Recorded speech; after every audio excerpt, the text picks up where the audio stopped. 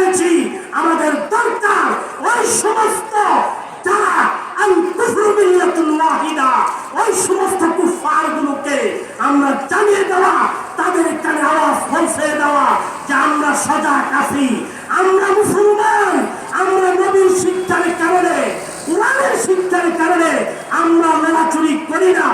যদি আমরা লড়ি তাহলে তোমাদের এই সোনার বাংলায় ঠাঁই হবে না, ঠাঁই হবে না, ঠাঁই হবে না। কিন্তু আফসোস, কেউ জানে কেউ জানে না, এমনি ভাবে